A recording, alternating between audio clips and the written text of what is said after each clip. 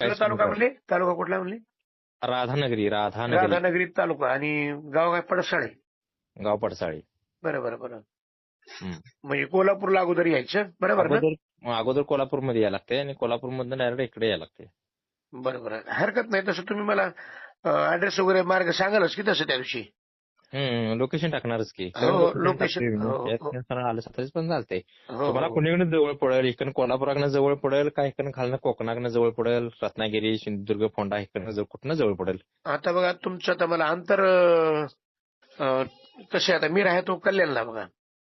कल्याणला आहे. हो, मग नाही, मग इकडे जायला पाहिजे, कोल्हापुराकडनं जायला पाहिजे. मग आपला हा कोल्हापूरचा मार्ग जो एक्सप्रेस हायवे ना, तिकडे जायला लागते. तो मला बरा होईल. थोडासा टोल बिल त्याच्या जास्त जातात, पण ते हरकत नाही असं. म्हणजे फास्ट येणं होईल मला कोल्हापूरपर्यंत. बरोबर आहे. आणि मग कोल्हापूरहून मग किती अंतर आहे म्हणले तुमचे? कोल्हापूर पासून एक 40-45 किलोमीटर अंतर आहे इकडे. हा, मग ठीक आहे, मग तेच बरं राहील मला. इकडं कोकणातून मग कुठे जावं लागेल मला, तिकडे खेड नाही का? सगळं उलट होणार ते तुम्हाला. नाही, ते रस्ते पण लय नागमोडीचे तो तिकडेचे. हो, नाही हा, असं चालते. नाही, हे स्टेट 4 आहे हे सरळ. होय. हो, पुण्यावरून तसंच नाही का बायपास? मी संध्याकाळी की नाही तुम्हाला फोन लावतो आणि तुम्ही 4 तारखेनंतर हे आहे ना काय? हो, 4 तारखेनंतर मग आपण तारीख फिक्स करा एकदा, आपण मग त्या हिशोबाने येतो मी.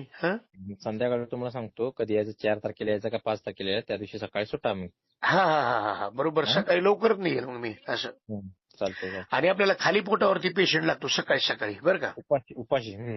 उपाशी पोटी लागतो पेशंट. आणि आपल्याला शेळीचं दूध लागतं दादा, बरं का?